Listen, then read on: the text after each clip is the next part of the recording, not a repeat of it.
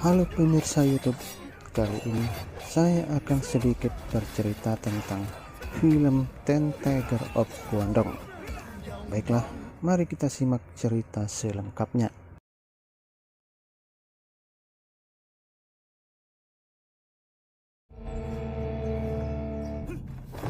Kisah seorang pemuda yang bernama Lian Kun dari desa Guangdong yang belajar seni bela diri di kuil Shaolin. Saat mereka latihan, pimpinan kuil Shaolin bertanya kepada Lian Kun, namun Lian Kun salah menjawabnya dan membuat salah satu pimpinan kuil Shaolin marah dan mengajaknya berduel.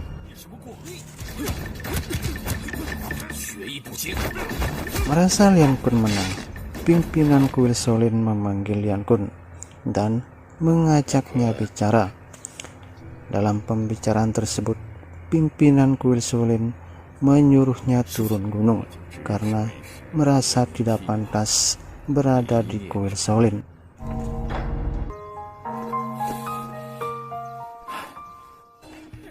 Dalam perjalanan, Lian Kun bertemu dengan dua pendekar yang sedang dikeroyok segerombolan manusia bertopeng. Berkat bantuan Lian Kun, akhirnya manusia bertopeng tersebut dapat dikalahkan dan kabur.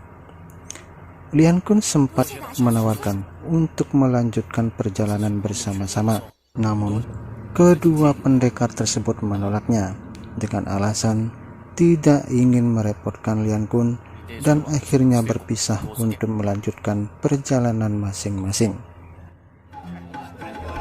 Di sisi lain, seorang gadis yang bernama Xiao Bei yang sedang melihat-lihat keindahan barang dagangan tiba-tiba diganggu oleh seorang pria yang nampaknya pria ini berasal dari keluarga kaya dan ditakuti.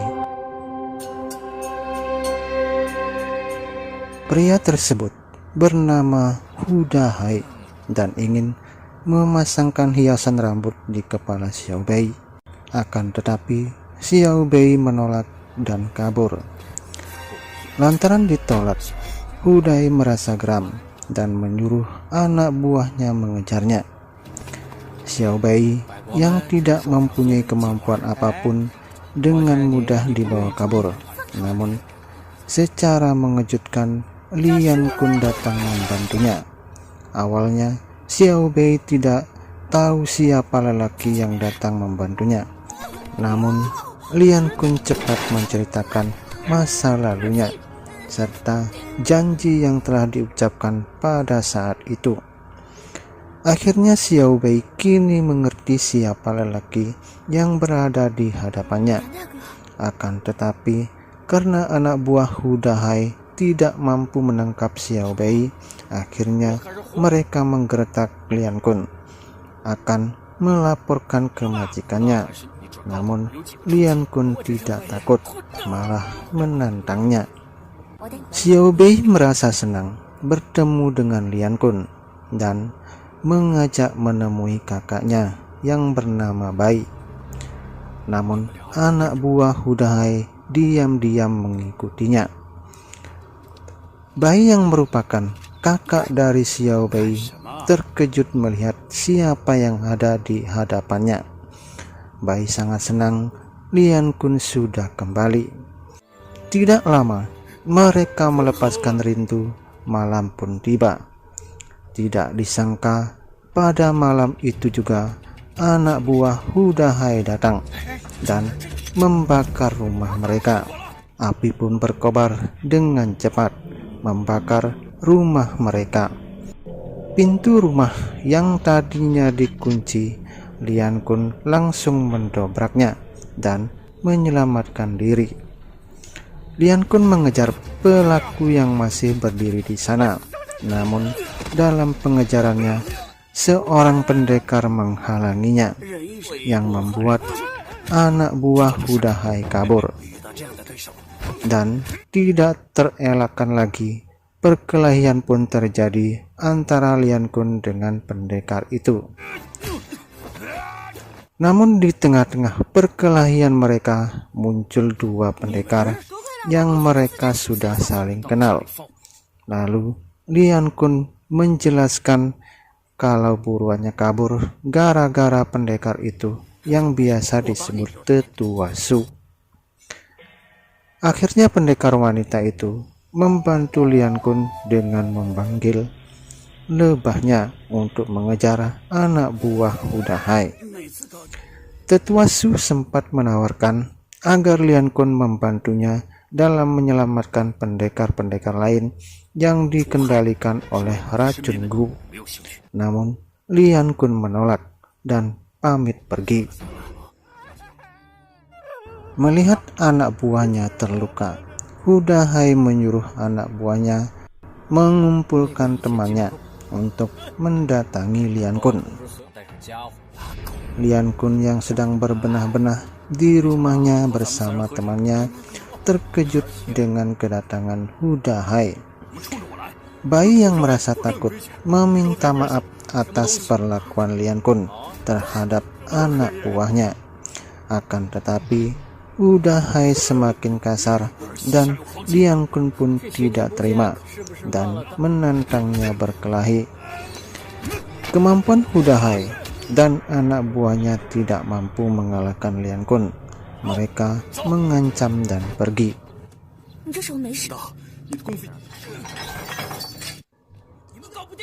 Sampai di rumahnya, Hu Dahai jadi marah dan geram. Namun tiba-tiba ayahnya datang yang bernama Hokin Yun, dan Hu Dahai menjelaskan, tapi ayahnya malah memarahinya. Sepeninggal ayahnya, Hu Dahai menyusun rencana bersama anak buahnya untuk membunuh Lian Kun. Lian Kun yang sedang mengantarkan Xiao Bei ke pasar terkejut melihat orang-orang berlarian. Ternyata Hokin Yun sedang membagikan bubur kepada rakyat, dan Lian Kun pun menerima bubur satu mangkok. Namun bubur yang diterimanya diberikan kepada anak kecil dan melanjutkan jalan-jalan bersama Xiao Bei. Namun sedang menikmati roti bakpao, tiba-tiba seseorang mengamuk seperti kesurupan.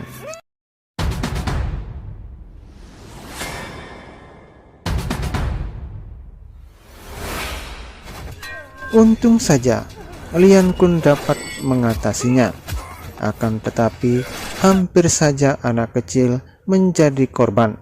Tiba-tiba Tetua Su menolongnya, dan sekali lagi Tetua Su menawarkan untuk bekerja sama, namun Lian Kun tetap menolaknya. Tapi tiba-tiba muncul anak buah Hu Dahai memuji-muji Lian Kun dan mengundang Lian Kun dalam perjamuan, sekaligus meminta maaf atas kesalahpahamannya. Namun dalam perjamuan tersebut, ternyata Hu Dahai telah merencanakan jebakan, mengurung Lian Kun dan menenggelamkan dalam kapal. Tapi jebakan tersebut tidak mempan. Lian Kun mampu keluar dari jebakan tersebut dan menyerang Hu Dahai dan anak buahnya. Hu Dahai yang terlempar mampu sampai ke tepian, namun Lian Kun mengejarnya. Hu Dahai meminta maaf, Lian Kun memaafkannya. Tapi tiba-tiba Hu Dahai melemparkan senjata rahasia ke arah Lian Kun.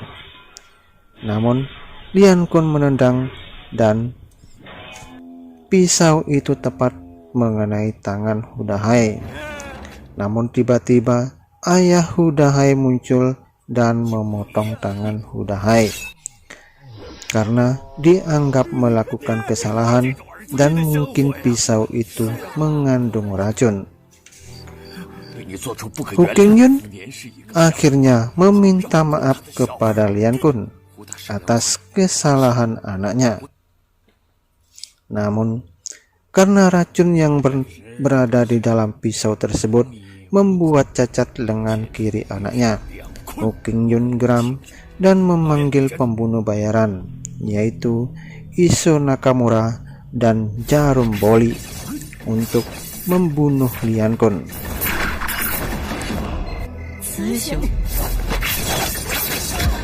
Rencana Hu Qingyun bukan hanya membunuh Lian Kun saja, tapi juga menyuruh anaknya mendatangi rumah temannya untuk memperkosa dan membunuh kedua temannya. Sebagai kesatria samurai, kekalahan merupakan aib besar, dan untuk menebusnya harus bunuh diri. Namun Lian Kun masih berbaik hati dan menyelamatkannya, tapi tiba-tiba Jarum Boli membokong dari belakang. Akan tetapi Iso Nakamura menyelamatkan Lian Kun sebagai balas budinya kepada Lian Kun. Lian Kun terkejut bukan main melihat temannya sudah tidak bernyawa, serta melihat kekasihnya tergantung tidak bernyawa. Kesedihan yang mendalam serta amarah bercampur menjadi satu. Janji yang dulu pernah diucapkan kini tinggallah kenangan.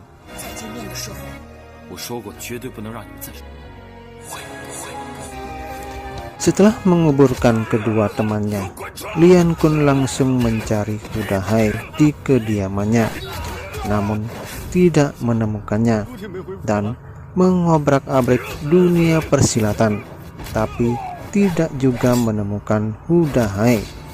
Akan tetapi untung saja Tetua Su menghalanginya dan tahu keberadaan Hu Dahai.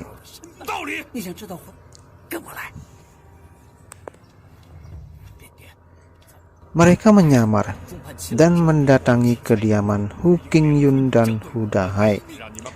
Karena amarah yang besar, Lian Kun langsung menyerang Hu Qingyun.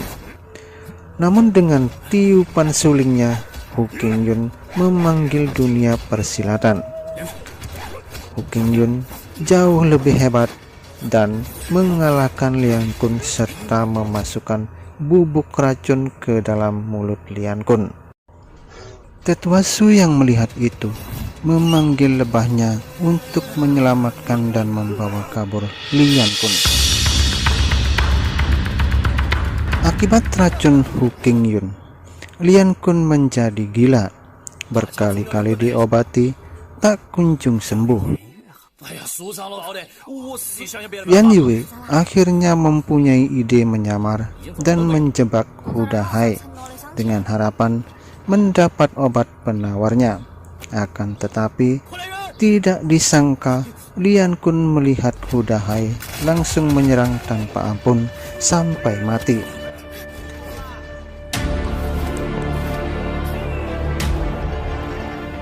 Tanpa sengaja, dengan alat musik, Lian Kun akhirnya tersadar dan sembuh. Dari musik yang membuat Lian Kun sadar, akhirnya mendapat inspirasi untuk mengalahkan jurus-jurus Hu Qingyun, dan Lian Kun berlatih bersama temannya untuk mengalahkan Hu Qingyun. Dengan mengkombinasikan antara musik dan tarian yang pernah diperlihatkan oleh Yan Yue kepadanya.